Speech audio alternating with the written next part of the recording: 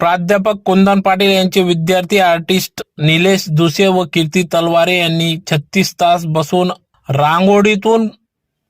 प्रभू श्रीराम प्रतिमा सादर। याबाबत अधिक वृत्त असे की धुळे शहरातील श्री इच्छापूर्ती गुरुदत्त मित्र मंडळाच्या वतीने